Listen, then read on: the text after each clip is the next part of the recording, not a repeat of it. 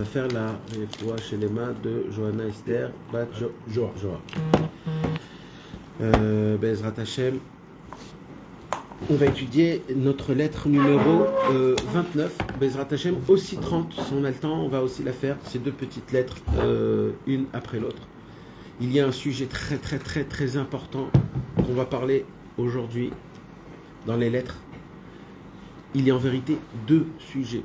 Un beau, une belle remarque et un bon sujet. Dans la lettre qu'on va faire, Bezrat Hashem, la lettre numéro 29,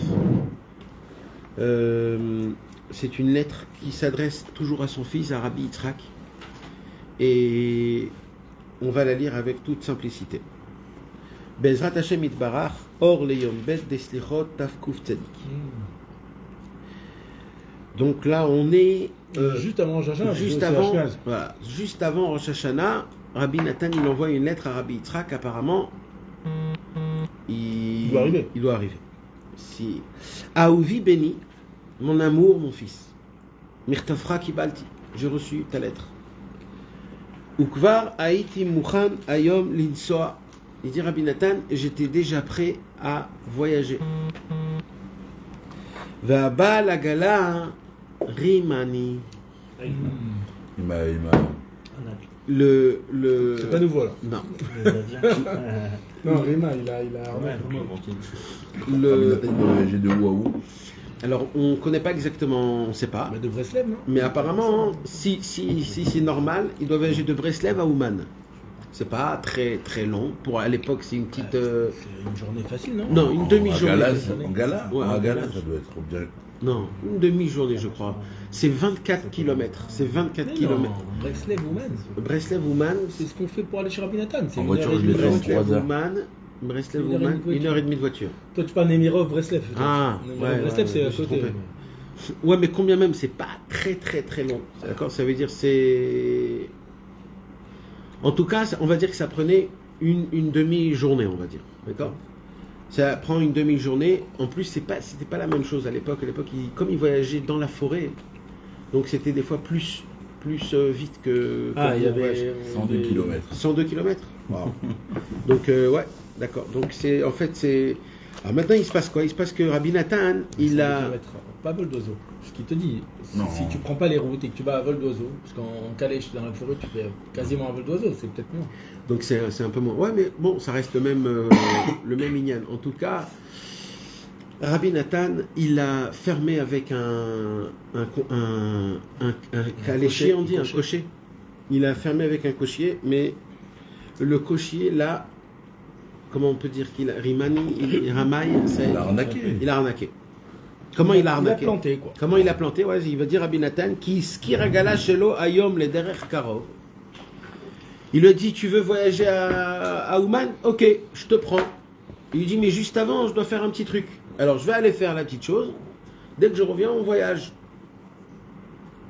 Ve'amar bechol sha'a sheyavo. Et à chaque fois, il disait, t'inquiète, j'arrive. Ad shenitakavti kol ayom. Comment il vous lui dire t'inquiète, j'arrive? En WhatsApp. Je sais pas, non, peut-être dans la ville, peut-être il est resté dans la ville, il le voyait à droite à gauche, etc. Il dit non, alors quand on parle, il dit t'inquiète, j'arrive. Et comme ça toute la journée, et vous savez mes amis que Rabbi Nathan, il avait 2 montres, pas une, 2 montres, parce que pour lui son temps était encore plus que précieux. Ça veut dire, Rabbi Nathan, la dernière chose que tu peux lui dire, que tu peux lui faire, c'est d'être cové à de fixer avec lui un temps et de ne pas arriver au Pour point. l'instant, si ça se trouve, il a dit j'arrive dans la journée et il a planté. Et maintenant, Rabbi Nathan, on voit que pour lui, le temps était très important. D'accord? Il y a un tzaddik qui est niftar il y a la semaine dernière, un grand chassid Breslev, Rabbi Shimon Shapira.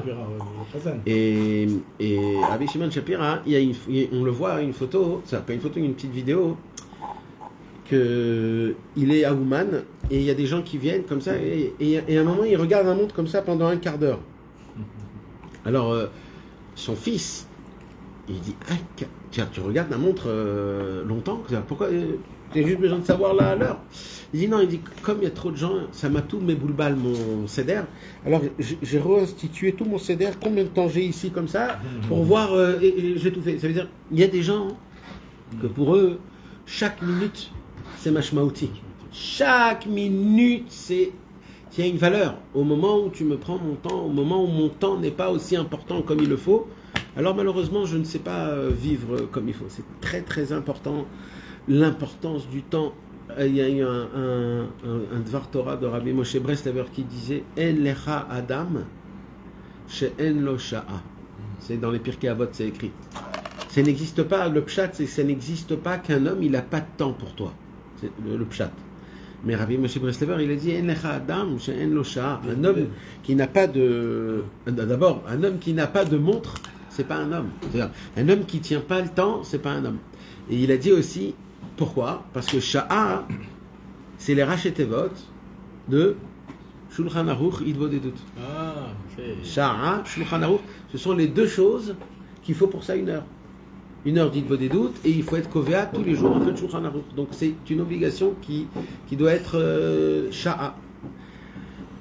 Et donc une des éloges qu'on éloge Rabbi Nathan dans l'Akdama du Halim et Troufa, c'est le fait que Rabbi Nathan il maintenait une sorte de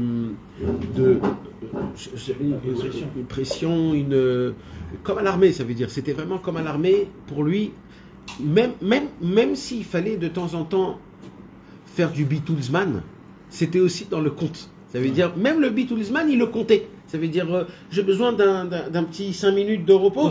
Voilà, c'était compté aussi, même le Zman. Et apparemment, la plus grave chose que tu pouvais faire à Rabbi Nathan, c'était de lui mettre un pépin, quoi, de lui planter un lapin. Et surtout pour un voyage pour Ouman. Ça veut dire, là, on parle d'un voyage à Ouman. Et Rabbi Nathan, apparemment, il était très contrarié, mais on ne le voit pas ici dans la lettre. Oui. Comment on sait qu'il était contrarié? C'est que déjà ça, il a raconté à son fils. C'est une lettre. Dans une lettre, on ne parle pas de ce qui t'est arrivé aujourd'hui. On parle de ce qui se passe dans l'entourage. Là, il lui dit, ouais, j'ai voulu... C'est-à-dire, on voit qu'il est contrarié. Apparemment, tu devrais t'énerver. Tu devrais... Il est taroud, quoi. Il est taroud. Alors, mais tu vas voir comment Rabbi Nathan, il arrive à ne pas perdre le cap. Écoutez, mes amis, c'est un conseil. Comment se conduire quand on te met un pépin dans ta vie. Mes amis, vous savez que le monde, aujourd'hui, tout ce qui nous arrive, il y a ce qu'on appelle il y a un mot que j'aime le dire, c'est pas le mot qui s'entend, mais c'est... Des turbulences? Non.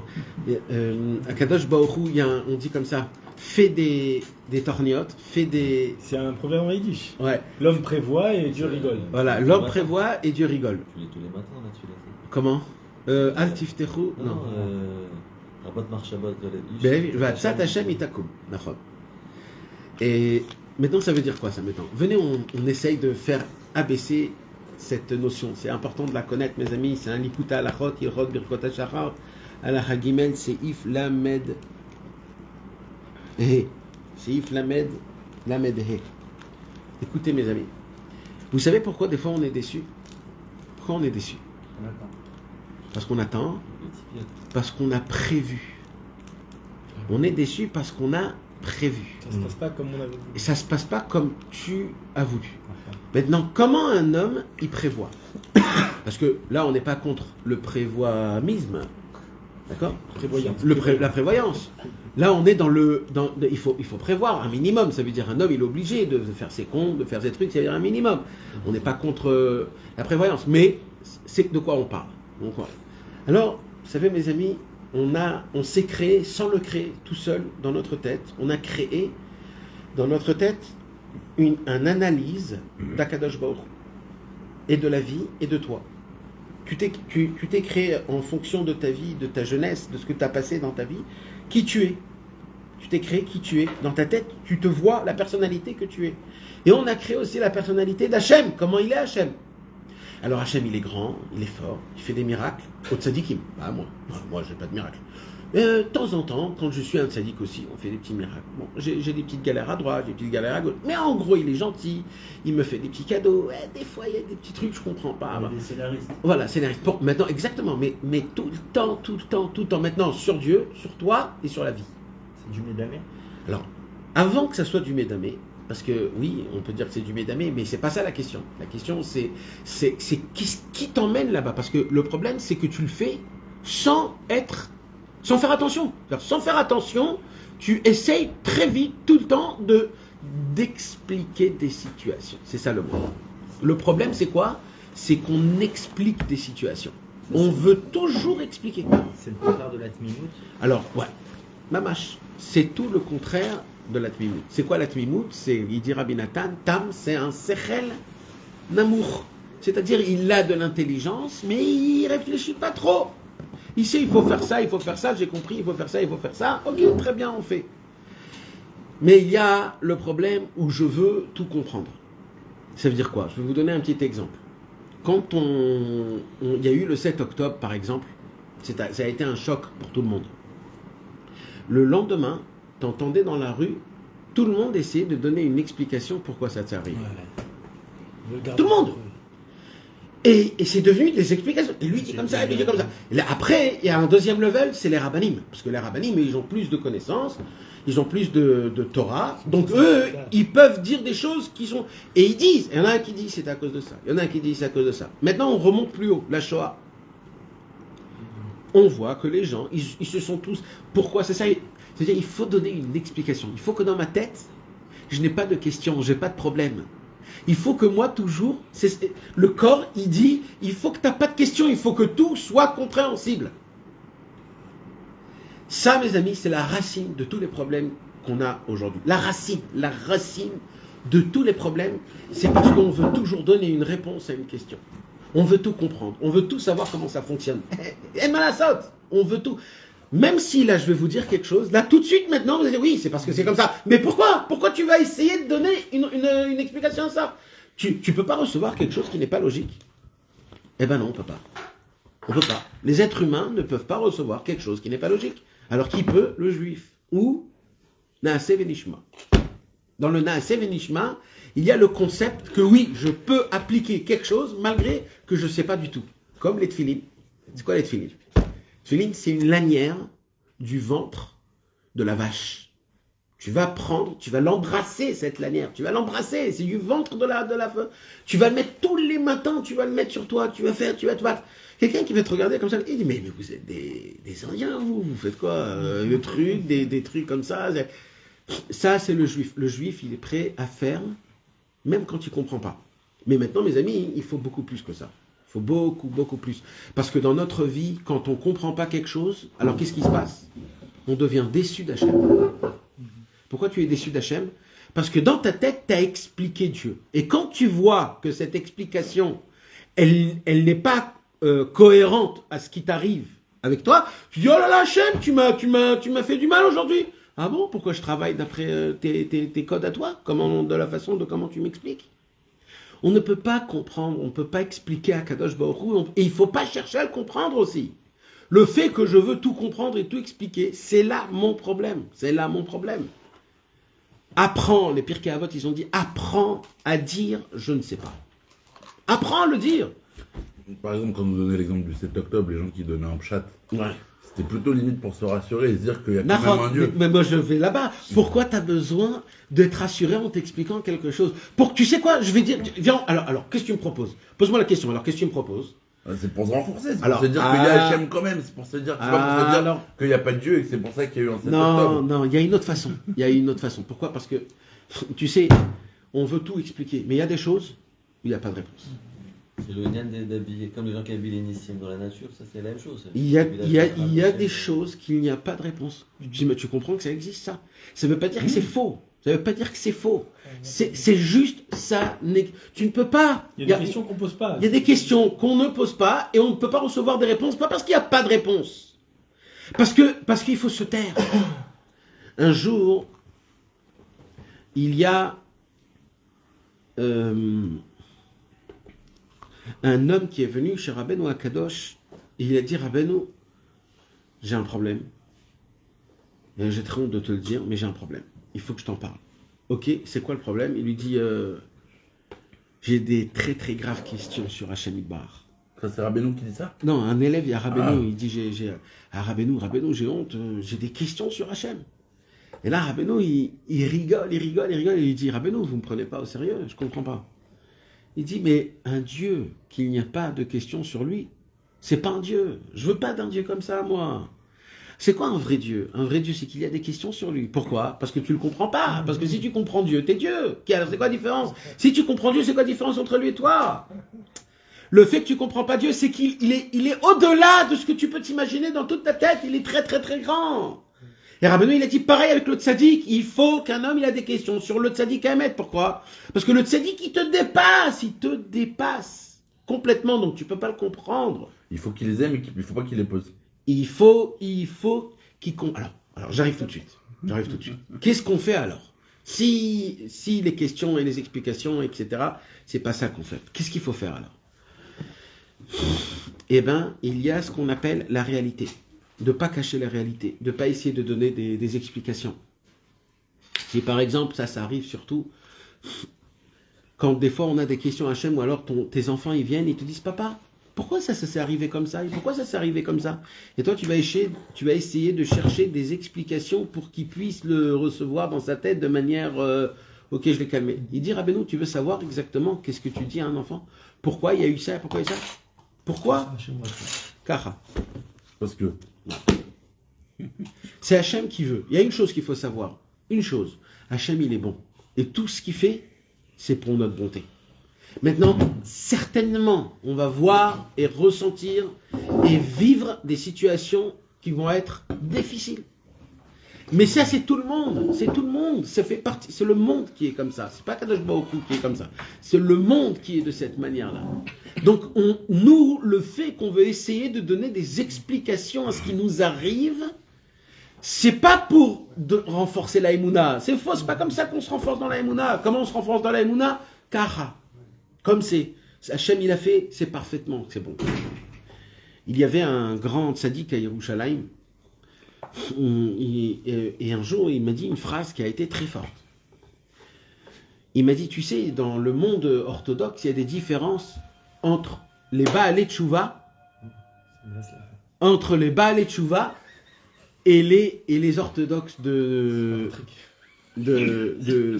nature, qui sont nés orthodoxes, Haredi.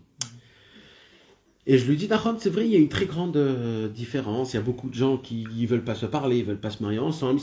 On voit qu'il y a... Il m'a dit, tu sais, c'est pas de la haine. C'est pas de la haine. Si les orthodoxes, ils sont pas collés au Baalei Teshuvah, c'est pas de la haine. C'est pas parce qu'ils sont meilleurs ou qu'ils regardent d'un œil. Il y a une raison à ça. Et c'est quoi la raison? La raison... Alors, il y a une explication à ça qui est... Il m'a donné une explication très très simple et il m'a dit, tu vas voir quelque chose. Il y a une différence entre les gens qui sont nés dans la Torah et les gens qui ont fait Teshuvah. Tu vois la différence dans un point. Quand il y a un problème, le Baal Teshuvah, il remet en question Hachem. L'orthodoxe, quand il a un problème, il comprend que c'est les Tova. C'est pour son bien, même si c'est dur. C'est très dur, mais je comprends. Qu'est-ce que tu veux que je fasse? Je ne remets pas en question un Kadosh Baruch Hu. Et ça, c'est quelque chose qu'il faut le travailler le plus profond de notre cœur, de comprendre que Akadosh Baruch Hu, on ne peut pas le comprendre, mais tout ce qu'il fait, c'est pour le bien. Et il ne faut pas chercher à donner des excuses ou à expliquer Hachem Yitbarach dans certaines situations, car il est inexplicable, Akadosh Baruch Hu. Il est bon dans tous les côtés. Et nous, on doit garder la Emouna. Quoi qu'il se passe, la Emouna, c'est que même si je ne comprends pas, ça fonctionne quand même. D'accord, c'est ça la Emouna, mes amis. C'est quoi la Emouna? Qu'est-ce qu'on a expliqué? Rabbeinu, il dit c'est quoi la Emouna? Là où le cerveau il s'arrête, c'est là où la Emouna elle commence. Ça veut dire c'est justement la Emouna, elle est justement là où tu comprends pas. Donc commence pas ici. Alors tu veux mettre là-bas du sechel, tu veux mettre là-bas de l'intelligence, tu veux expliquer à Kadosh Baruch Hu, il n'y a pas, c'est que de la Emouna. Et là, Rabbi Nathan, il a eu cette histoire. C'est-à-dire que là, Rabbi Nathan, qu'est-ce qui s'est passé? Il a fait un Seder Yom, où il a voulu prendre la calèche, on va dire à midi, Et le caléché, pendant toute la journée, il lui a dit encore un peu. Donc là, il y a un problème chez Rabbi Nathan.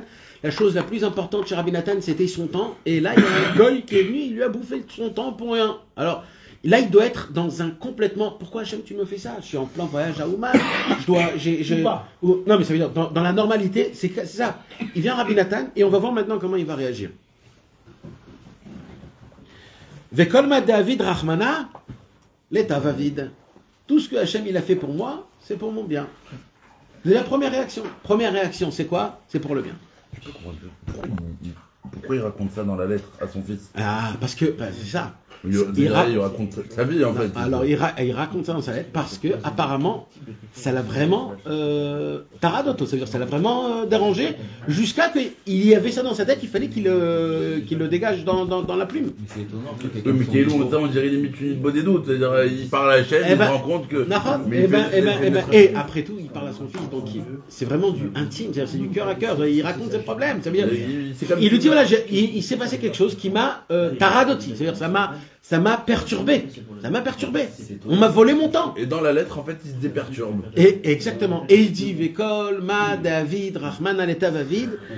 Et il dit à Shamidba, Afalpi, chez En Mevinim Atova Miyad. Ça veut dire Miyad, ça veut dire le problème, je suis certain que c'est les Tova, mais je ne le comprends pas.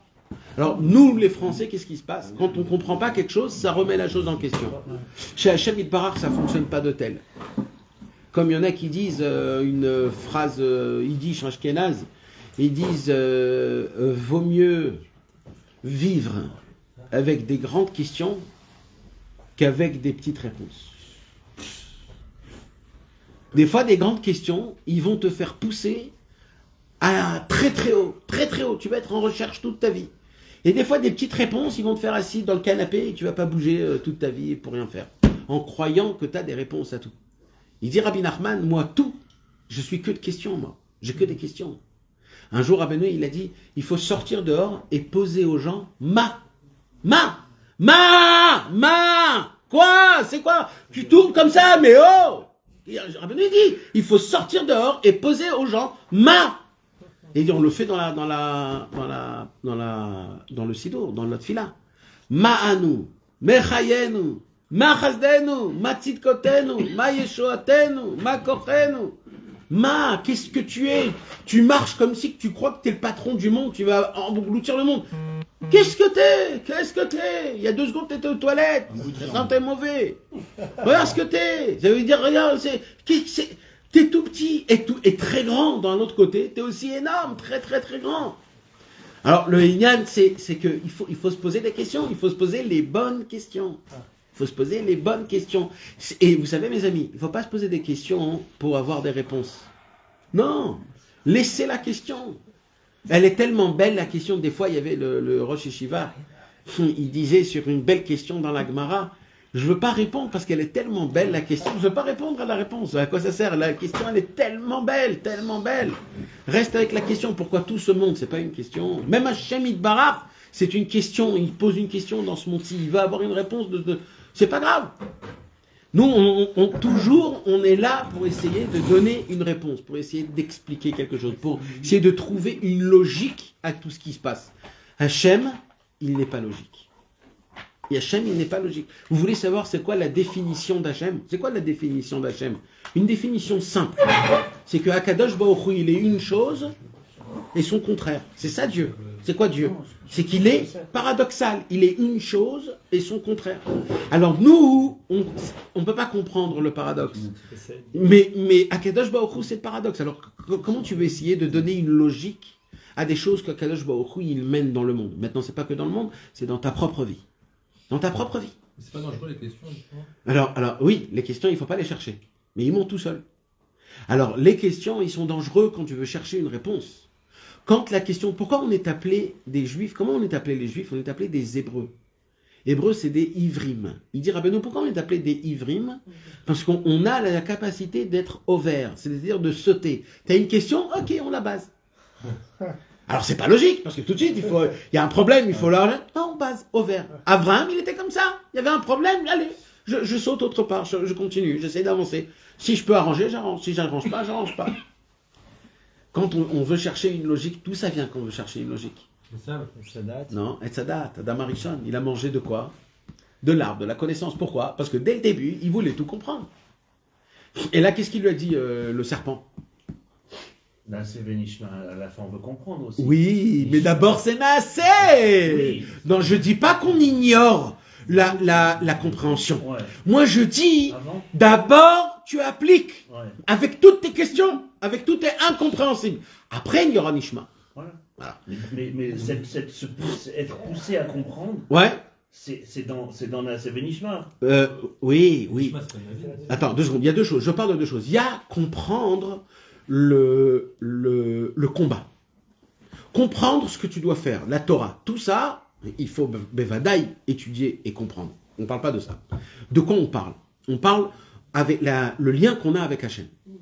C'est de là que je parle. Dans la Emouna. Dans la Emouna, là, il ne faut pas aller courir à comprendre. Voilà, il faut savoir une chose. Pourquoi? Parce que ce n'est pas possible à comprendre.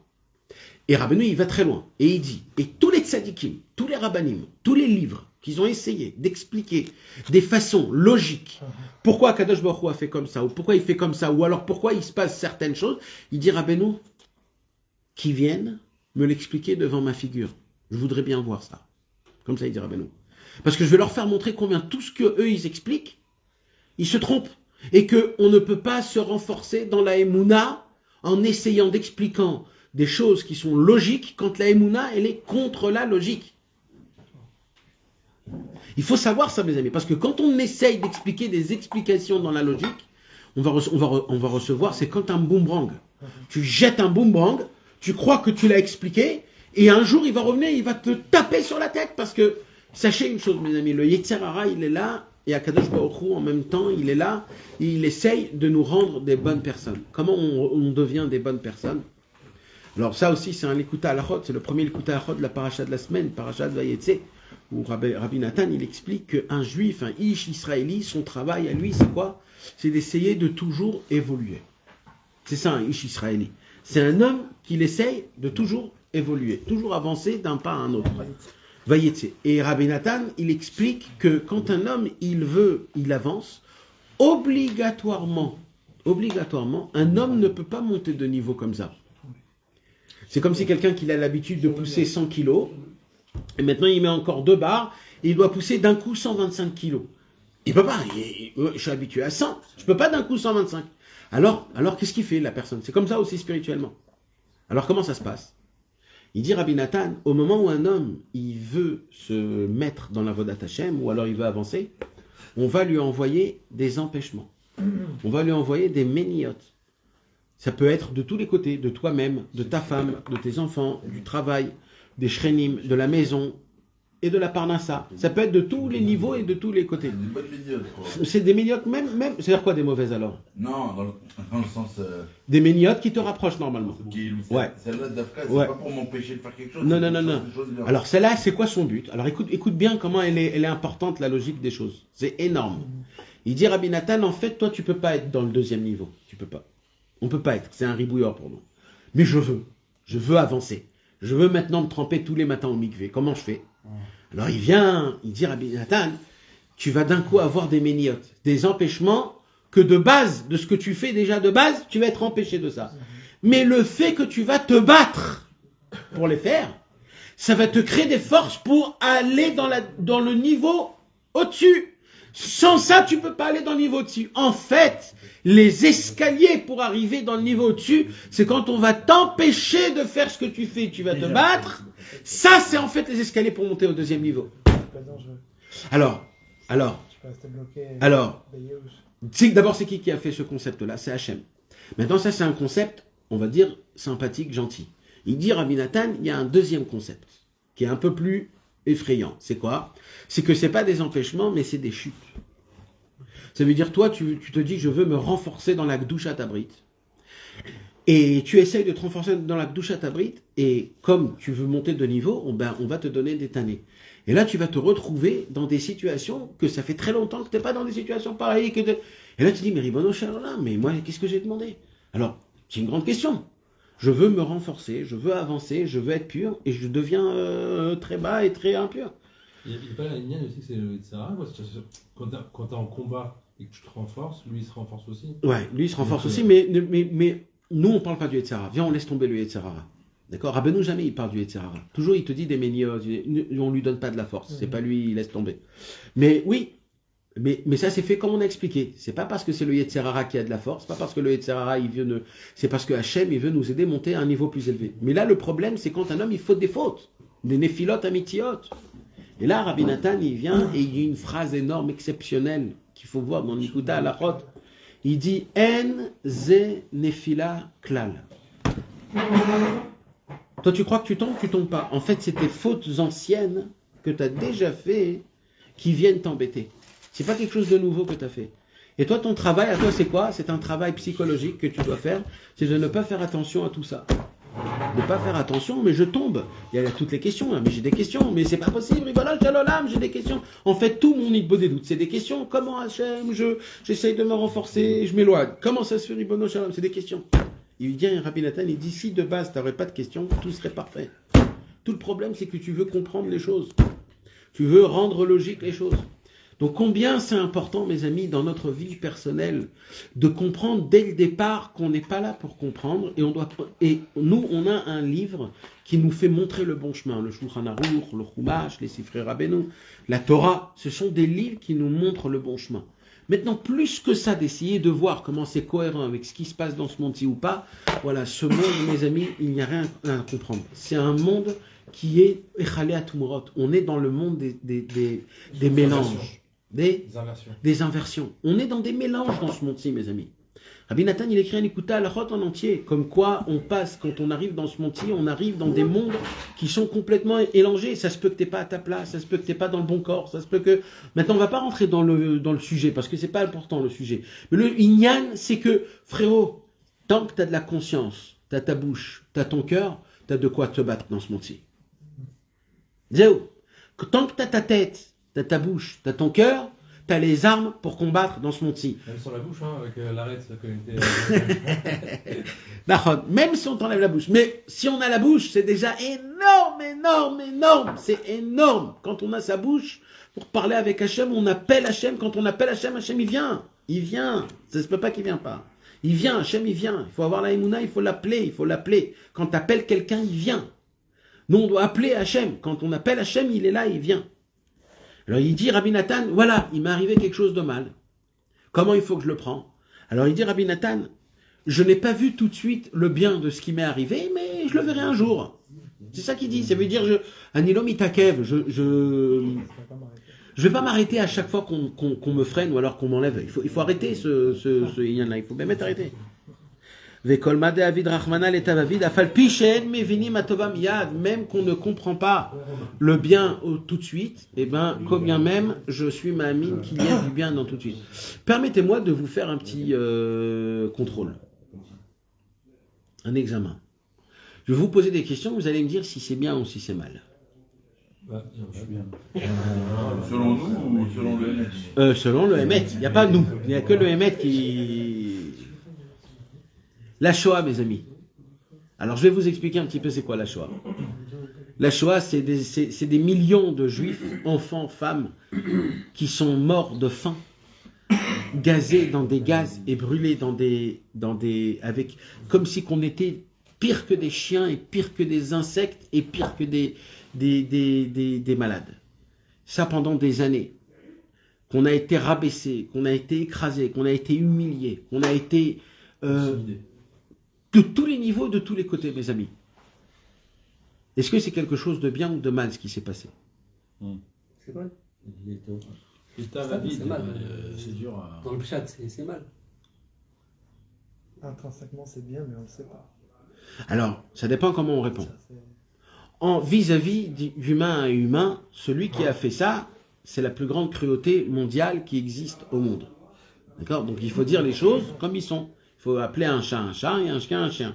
Donc vis-à-vis humain, la personne qui a fait ces choses-là, c'est la plus grande cruauté qui puisse exister au monde.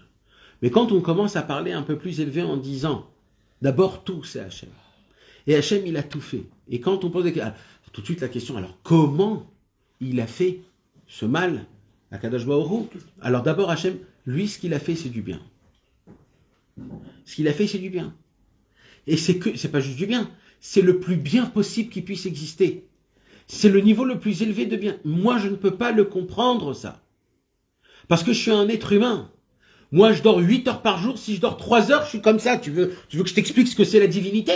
Ton cerveau, il est complètement périmé. Tu bois un verre de vin, tu te saoules la gueule. Tu veux comprendre la divinité d'Hachem Yitbarach? Tu vois une femme, tu perds ta tête. Tu vois de l'argent, une liasse d'argent, tu commences à te faire des idées dans ta tête. Tu veux, toi, comprendre la divinité d'Hachem Yitbarach. Et tu viens et tu dis, ouais, c'est pas truc.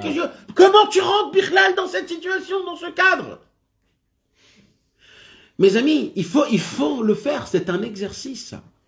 Il faut prendre des cas catastrophiques et avoir la émouna. Hachem, il est tov, Hachem, il est bon. Il faudrait dire merci à Hachem. Alors, nous, on n'a pas ce niveau de dire merci à Hachem. Mais d'y croire et de dire Hachem, je suis ma mine, que Kol Tov, Kol et Tova. Maintenant, comment je ne sais pas, je ne comprends pas, mais j'ai la émouna. Je ne comprends pas, mais j'ai la émouna. Il n'y a pas le sechel, mais il y a la émouna. Maintenant, pourquoi je te dis ça? Parce que dans notre vie, il va s'arriver des petites choix. Pas chas v'shalom qu'on va nous arriver. Mais ça va faire des cas. Des fois, tu es chez toi à la maison, après 10 ans, 15 ans de mariage, tu vois tes enfants grandis, tu dis, ils sont tous des abrutis. Ma femme, elle est comme elle est. Et tu dis, voilà, ma maison, elle est pétée, ma vie, elle est horrible. Je comprends pas, Hachem, moi j'ai tout dit pour toi, j'ai fait l'Aliyah, j'ai fait Teshuvah, je me suis mis dans la Torah, j'ai tout truc, je pouvais avoir ma vie, je t'ai tout mis, je me retrouve, j'ai tout perdu. J'ai Ola Mazé, le Ola Maba, j'ai tout perdu à Hachem. Alors, les amis, c'est quoi ça? Ça, c'est une analysation qui vient de Hollywood. En regardant des films et en voyant l'internet et en vivant dans on a des analysations c'est comme un juge. On a un juge qui habite à Miami Beach, qui est dans notre cerveau et c'est lui qui juge notre vie, qui dit voilà, t'es comme ça, t'es comme ça, t'es comme ça.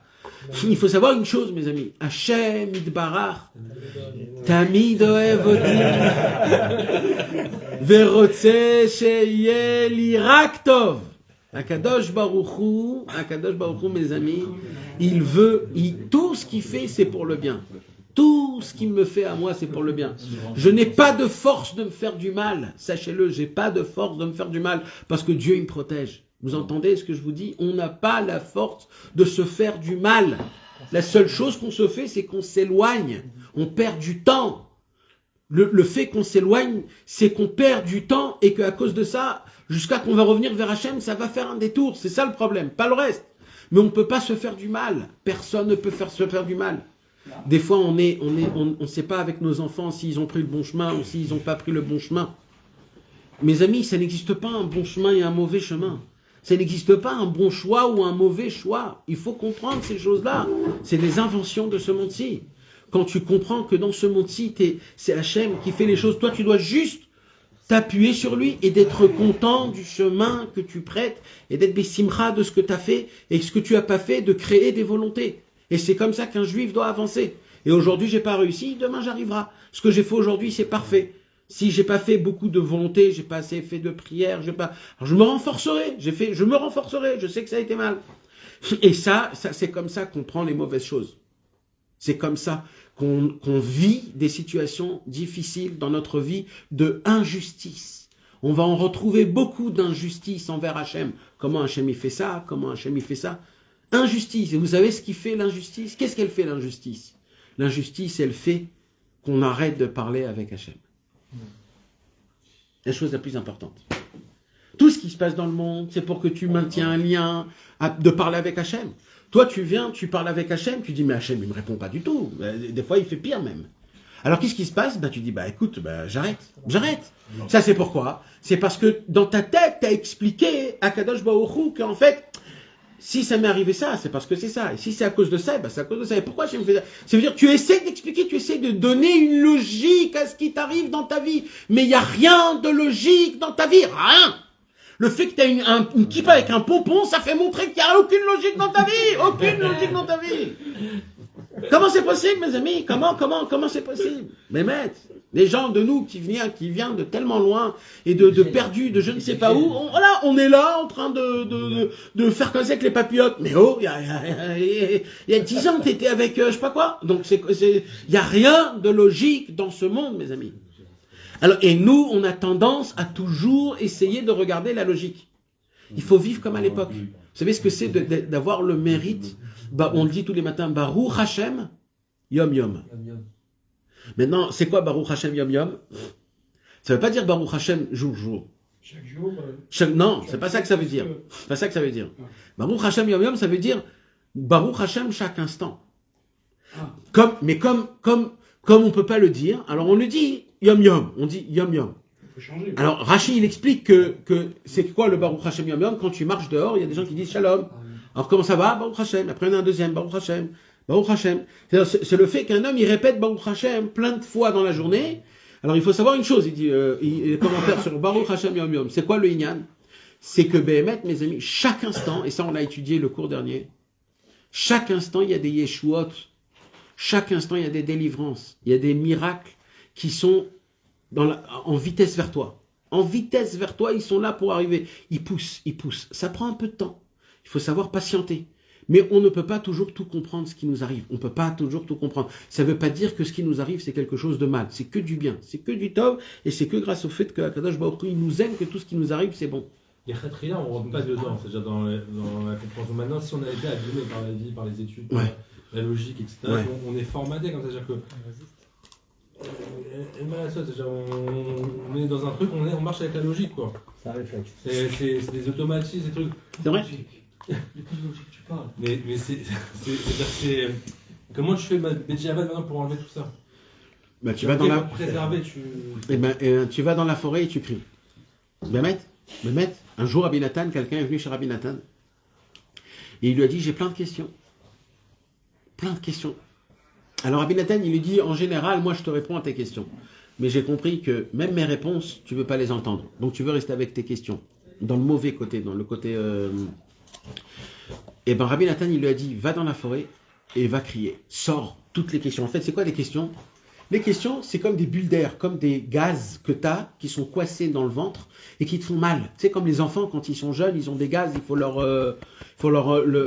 On a des gaz, c'est vraiment ça, c'est des gaz qui sont bloqués, ils sont bloqués. Et ça te fait mal. Il dit, Rabbeinu, va crier un bon coup, frérot. Va te digérer, te libérer. Tu verras que quand tu vas dans la forêt et tu vas crier un bon coup, d'un coup, tu vas être apaisé. Ben, Emet, c'est pas logique ce que je dis, mais c'est le Emet. Non, mais tu sais que même les enfants, des fois, ils pètent des plombs. Ouais. Ils s'énervent, ils n'arrivent pas à s'exprimer et tout. Ils crient. Ils crient? Il faut les laisser crier. Nahon. Peut-être pour le mien, pourquoi je vais aller prier? Je comprends pas. Très très belle question que Rabbi Nathan a posée à Rabbeinu. Si Akadosh Baruch Hu, il sait tout, et que de base tout est pour le bien. Alors, pourquoi je vais aller à la prière? Très très bonne question. Et c'est ce qu'il a fait Rabbeinu? Il n'a pas répondu.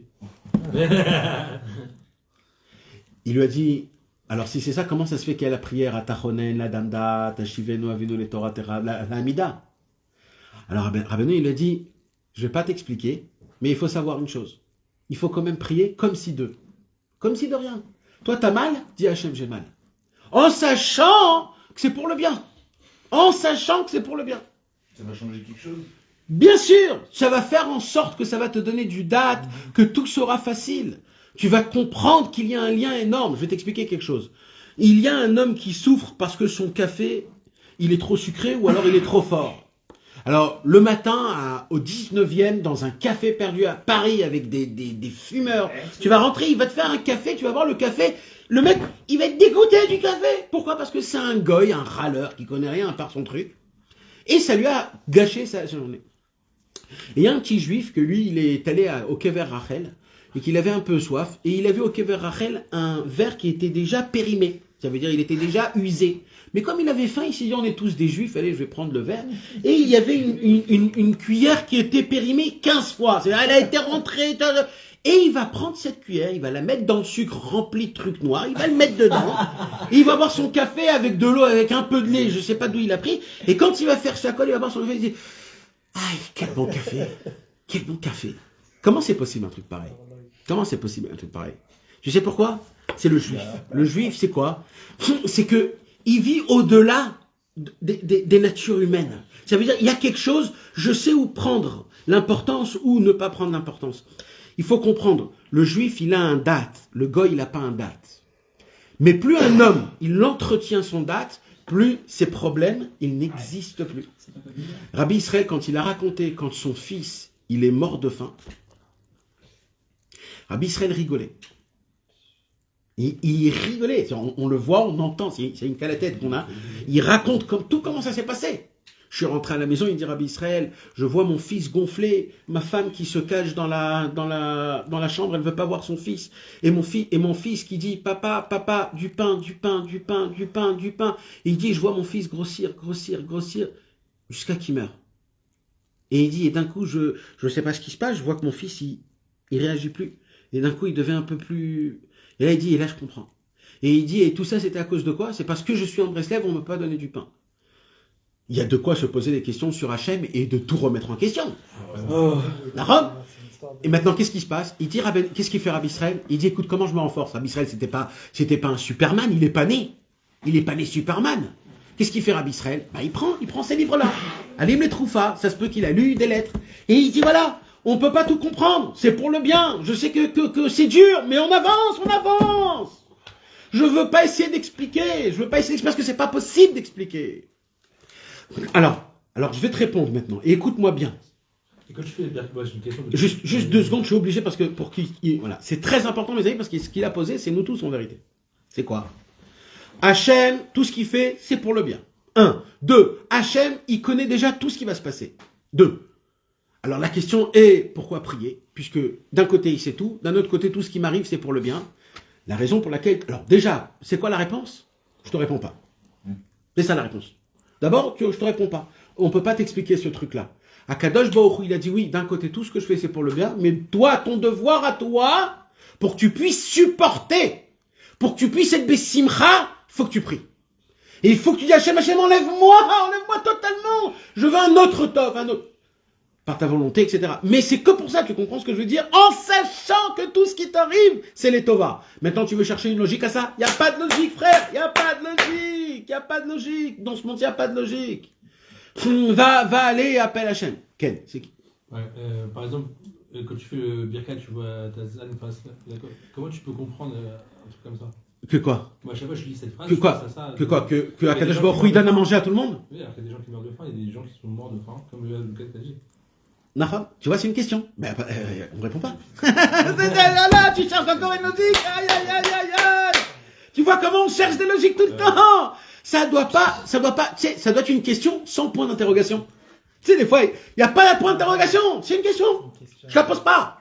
C'est quoi le point d'interrogation? C'est le ton de comment tu dois la lire. Est-ce qu'il y a du café? Et là, tu dis non, est-ce qu'il y a du café? Car en fait, Rabbeinu, il t'apprend à poser des questions sans la poser. Sans mettre un point d'interrogation. Ça remet c'est une question, je comprends pas. Dis-moi, est-ce que la fourmi, quand elle te voit, elle sait de qui t'es? Est-ce qu'elle comprend quelque chose de toi? Quand tu bouges un truc d'un autre truc, est-ce que la fourmi, elle comprend? Est-ce que, imagine-toi, si la fourmi, elle veut parler, elle dit, mais oh, qu'est-ce que tu fais? Pourquoi tu bouges le mur d'ici à ici? Jamais. Même si elle te dit, tu vas rien faire. Pourquoi? Parce qu'elle peut rien comprendre, elle a même pas de cerveau. Nous, on est pareil, par rapport à Kadosh Baruch Hu, tu veux comprendre quelque chose? On peut rien comprendre. Dis merci que tu as un peu de cervelle, des yeux, des oreilles. Tu peux étudier un petit peu. Il y a des gens qui sont ignorants de la grandeur d'Hachem, de que Hachem il est bon. Il y a des gens qui sont ignorants, ils croient que Dieu c'est un policier avec un coup de matraque. Il y a des gens qui croient comme ça. Il y a des gens qui croient que Dieu il travaille chez eux. Il y a des gens qui Dieu il travaille chez eux. Tu m'as pas fait ça, parce que moi j'ai fait ça, et tu m'as pas fait ça, et comment tu me fais ça? Et Baruch Hashem qu'on est attaché à des tzadikim qui nous donnent la vision de comment on doit servir Hashem avec humilité, en baissant la tête, en étant bessimra, en ne posant pas de questions, en sachant qu'on peut pas toujours tout comprendre. Ce qu'on comprend c'est tov, ce qu'on comprend c'est bien, ce qu'on comprend pas on jette, on base. Accepter qu'on comprend pas, il y a plein de fois Rabbeinu quand on dit ça en disant c'est quelque chose d'étonnant, il dit c'est un mystère, il va pas expliquer, plein de fois la grandeur de Rabbi Israël, mon père un jour il m'a dit la grandeur, à l'époque, Mon père, il était en France, donc il était autour avec plein de rabbinim. Il y avait Pavé, il y avait plein de rabbinim, il était là-bas. Et voilà. Et il dit, quand Rabbi Israël est venu à Paris, c'est quoi qui nous a attrapés?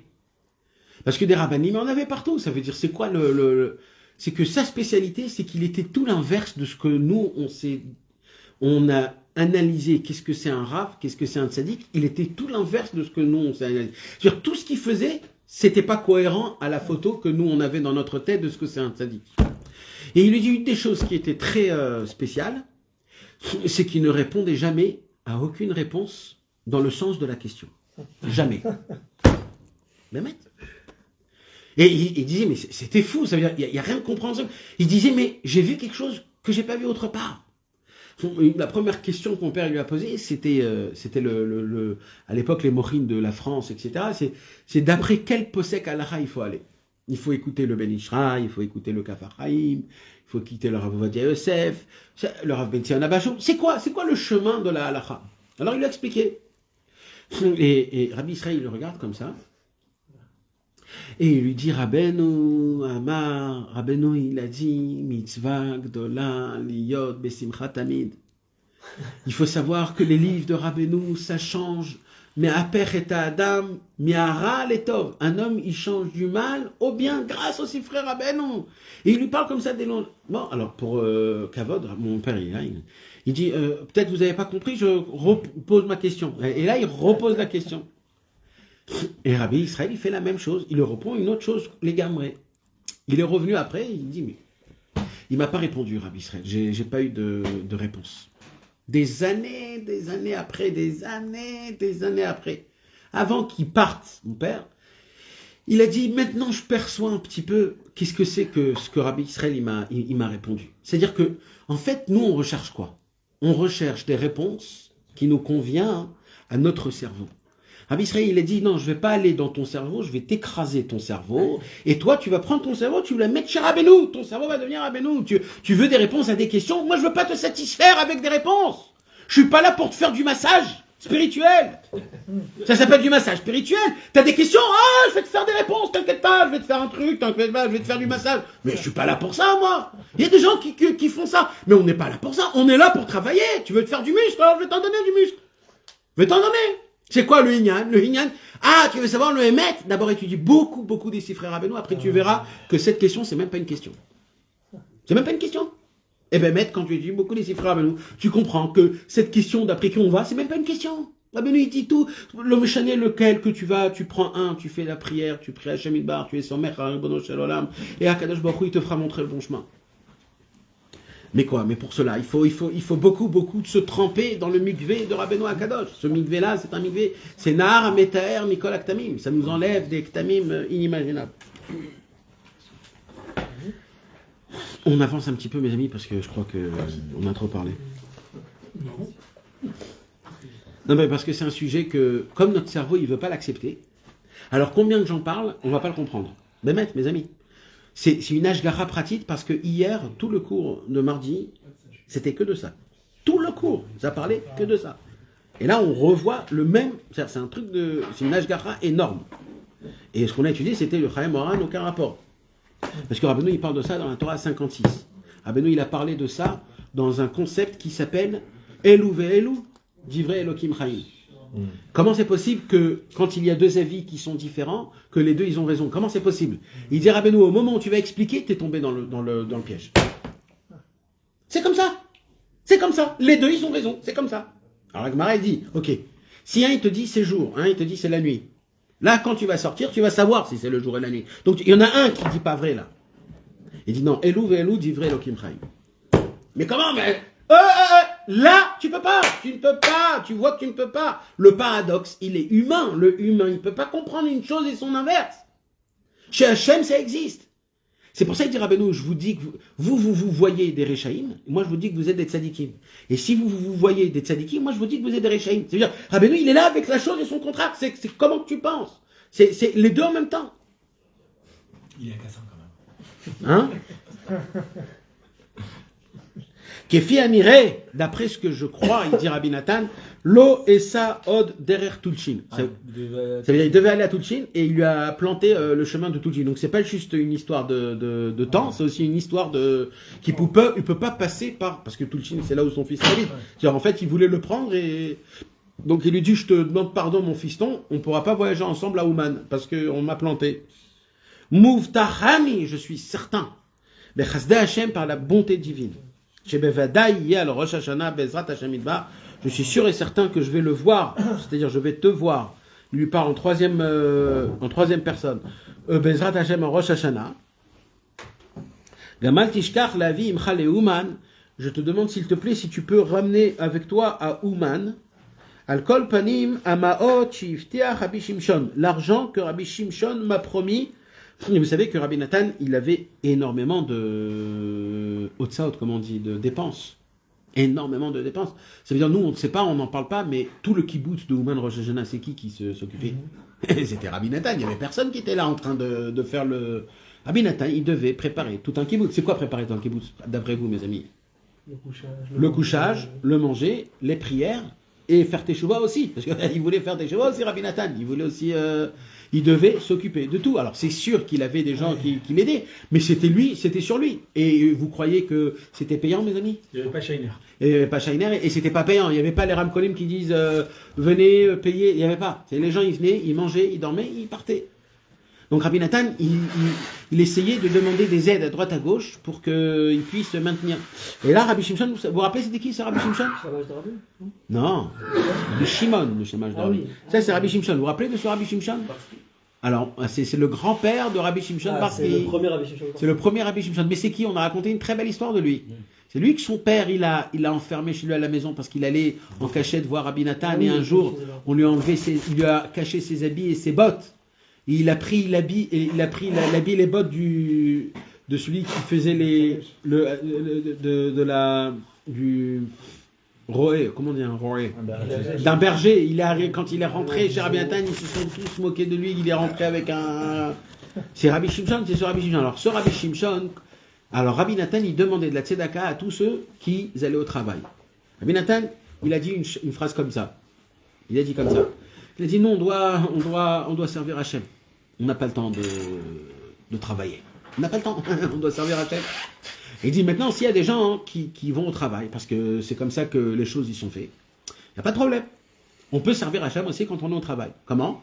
Quand vous allez vous donner à ceux qui ovèdent Hachem. Et comme le Inyan de Rabbeinu, il est très important, donc ceux qui vont au travail, au moins qu'ils pensent à ceux qui ne vont pas au travail. Et comme ça, chacun il fait son boulon dans la roue. Donc Rabbi Shimshon, il faisait partie des gens qui allaient au travail. Donc Rabbi Nathan, il lui a dit, essaye d'aider pour le kibbutz de Rosh Hashanah. Donc là, il dit à Rabbi Yitzhak, essaye d'amener avec toi l'argent de Rabbi Yitzhak. Ashrecha ve ashrelo. Sois heureux toi, et dis-lui à lui, ashrelo. Parce qu'il est zoré d'investir dans Rosh Hashanah. Qui Rosh Hashanah shelanu, car notre Rosh Hashanah, gadol meod meod b'nei Hashem Yitbarach. Il est très très très grand aux yeux d'Hashem Yitbarach. Comment grand? Chez El Lema'ala Mimeno. Il n'y a pas plus haut que ça aux yeux d'Hashem, du Rosh Hashanah de Rabbeinu HaKadosh.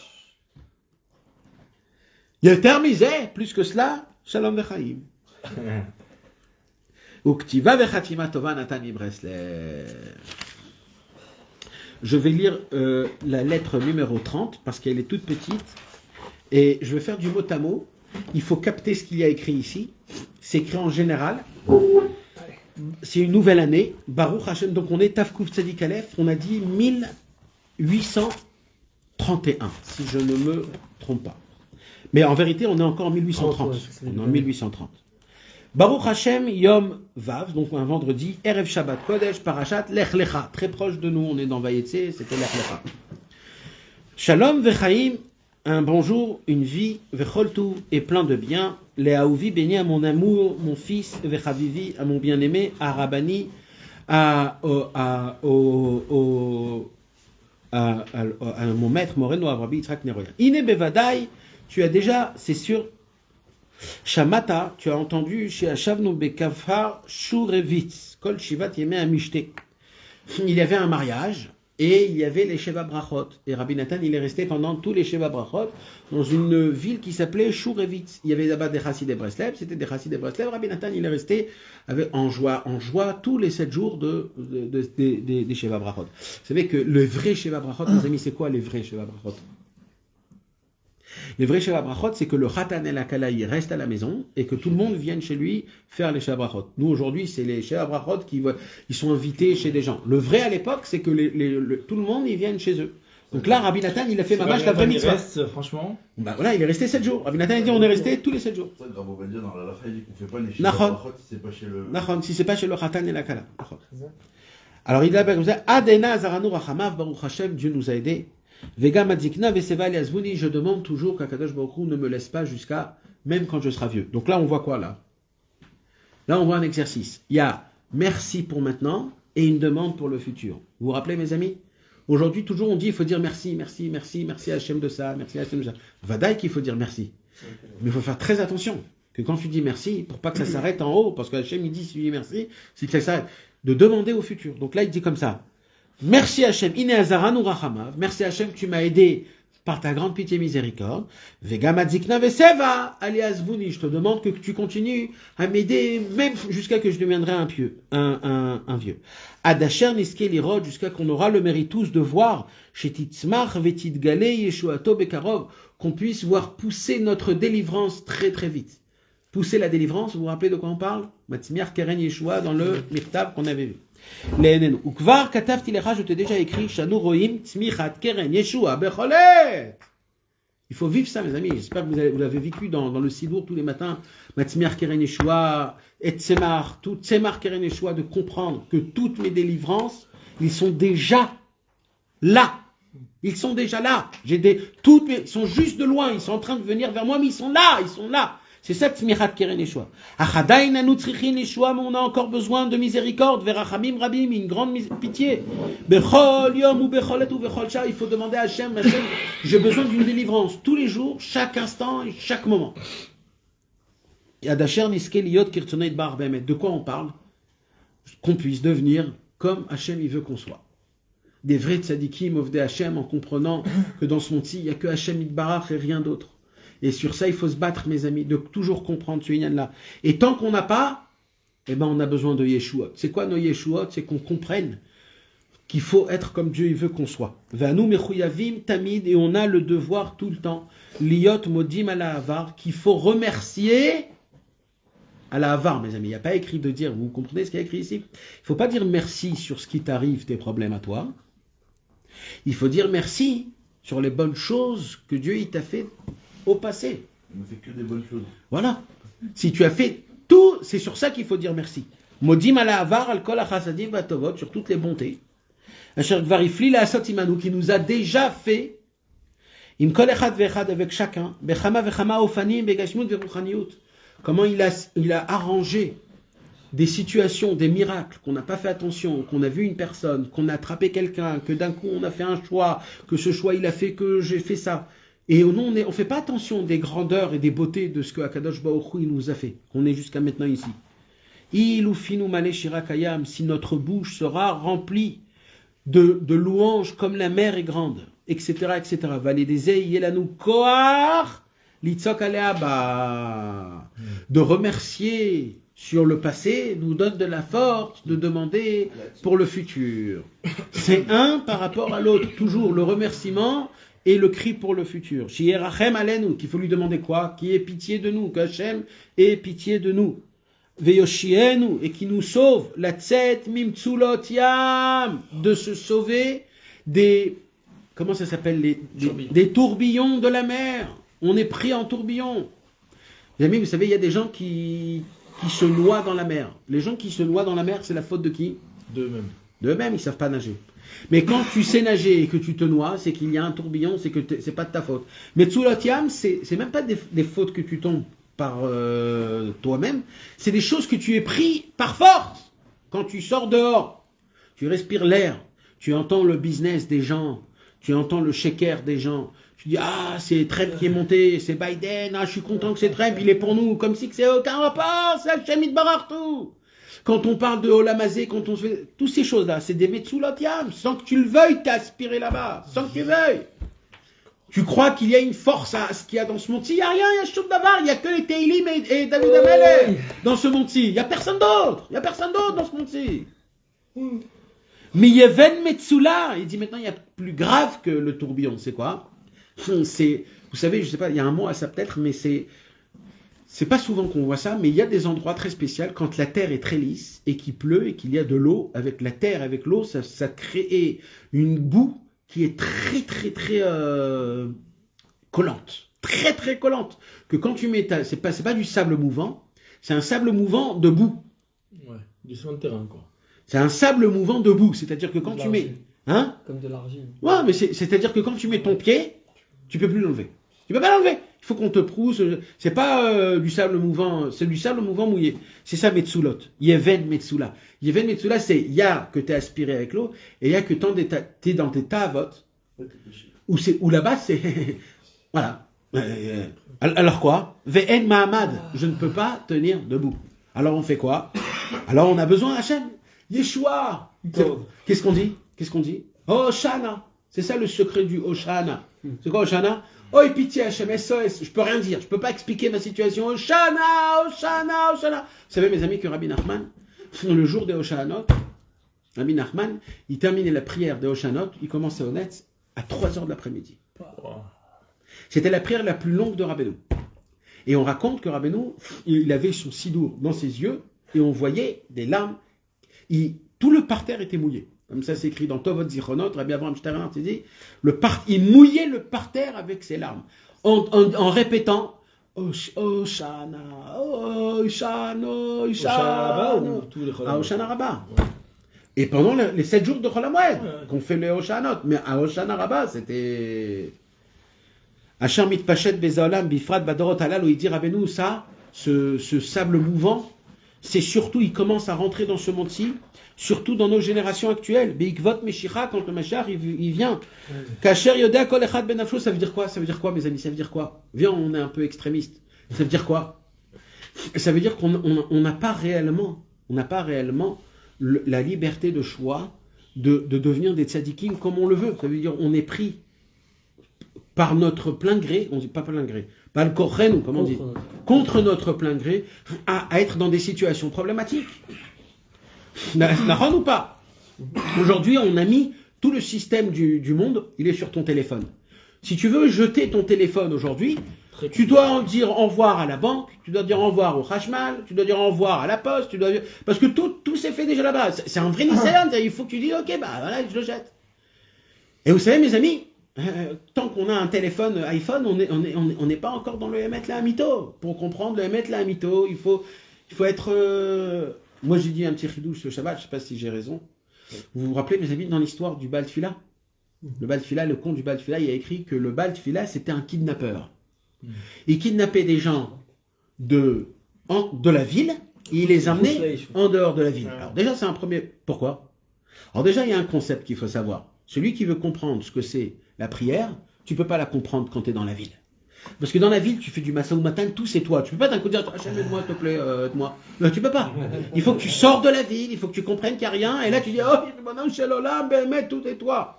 D'accord, ça c'est un concept. Mais un deuxième concept, c'est quoi? Là-bas, il y a écrit que le Baal Tfila. J'ai oublié ce que je voulais vous dire. C'était l'inverse de l'iPhone. Je voulais dire le kidnappeur qui est l'inverse de l'iPhone. Ah, on apprend ici, mes amis, il y a écrit quelque chose de très fort dans ce Baal Tfila. C'est que si vous voulez comprendre ce qu'est la Tfila Behemet, tu ne peux pas quand tu es dans la ville. C'est ce qu'il fait. Qu'est-ce qu'il fait le Baal Tfila? Il dit, écoute, je dois te parler d'un truc. Mais je peux pas te parler d'un truc parce que tout ce que je vais te dire, c'est du chinois. C'est du chinois. Je t'expliquais des choses à du chinois, tu vas rien comprendre. Et le pire, c'est que tu crois que tu vas comprendre. Vous savez de qui on parle là? Là, nous tous, là. Ben, nous tous. Là, on fait, soi-disant, des cours, etc. On comprend rien de ce qu'on dit parce qu'on est dans la ville. Alors, le Baal Tfila dit, je vais te faire un cadeau. Ah bon, c'est quoi le cadeau? Je vais te sortir de la ville. C'est pourquoi je vais te sortir de la ville? Je vais te rendre un peu foufou. C'est-à-dire, les gens, ils vont dire, celui-là, il a tourné. Voilà. Et là, le Baal Tfila dit, maintenant, en dehors de la ville, maintenant, je vais te parler. Et là, d'un coup, il y a du calme. Il y a des vaches. Il y a un petit kangourou qui va passer. Il y avait une poule. Il y a une poule, ouais. Et d'un coup, d'un coup, il n'y a pas de stress. D'un coup, il n'y a plus de... Et là, je veux dire, tu sais, t'as rien. À part Hachem, tu sais que t'as rien. Il a dit, apparemment, ouais, j'ai vraiment rien à part Hachem. Vous savez, je me suis posé la question aujourd'hui. Parce qu'aujourd'hui, c'est possible, ça? Aujourd'hui? Car comment on peut le faire, ça, aujourd'hui? Eh ben, moi, j'ai eu un homme qui n'a pas de iPhone. C'est un homme qui vit en dehors de la ville. Et un homme qui a un téléphone, il vit dans la ville.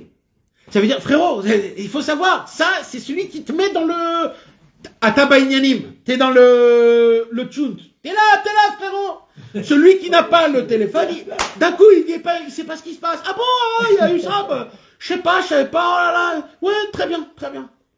C'est ça la vraie vie, mes amis. On est là, on est attrapé par le téléphone. Il faut prier Hachem que cet internet-là, on puisse ne pas trop être dedans. Ça nous prend tout. Il rentrait dans la ville. Il rentrait dans la ville. Les mecs. Oui. Toi, ton téléphone, tu envoies des cours toute la journée. Oui, mais quand même, moi je vais pas me mentir. D'accord, mais ça récolte, tu fais exactement comme lui. Je parle pas de nous, hein. Je parle de toi. Alvaï que j'enlève totalement le téléphone et Bezrat Hashem qu'on trouve des autres solutions pour faire le truc. Mais il faut pas se mentir, il y a trop de mal qui sort de ce téléphone. C'est-à-dire le bien par rapport au mal, il est bien. Ça veut pas dire que le cli, c'est-à-dire l'ustensile en lui-même, il est mauvais. Le cli, l'ustensile en lui-même, il est neutre. Dans l'iPhone, il y a les mêmes lettres que Niouf. Vadaï, d'accord. Mais il faut savoir que c'est sûr, c'est certain que si Rabbeinu ou Rabbi Nathan, c'était à leur époque ça, c'est que eux, 24 heures sur 24, il y aurait des envois dans le monde en entier, qu'ils envoient des inyanim pour que le monde... Et c'est sûr que le Mashiach aussi, quand il parlera à travers ça. C'est le même aussi que Panou aussi. C'est aussi les prières, au moins dans la Igbo, au moins parce que le mode avion, ça suffit pas. Hein. Ça t'enlève le Panou. Dans la poche, tu sais que tu peux sortir immédiatement. Il faut avoir ce petit truc où, comme tu as dit, j'ai peur, je suis seul. Ce petit truc. Ezrat Hashem, mais tout ça que à travers la prière, pas tout seul. C'est que en priant qu'on enlève. Il y a des gens qui croient qu'on va prendre le marteau, on va le casser. Ouais, j'ai cassé le téléphone. C'est pas comme ça. D'après Rabbeinu, il faut aller dans la forêt, il faut dire Hashem, donne-moi le mérite de l'enlever et que je puisse l'enlever définitivement. Venez juste, on lit les dernières phrases. Donc là, il dit toujours de remercier, de crier pour le futur.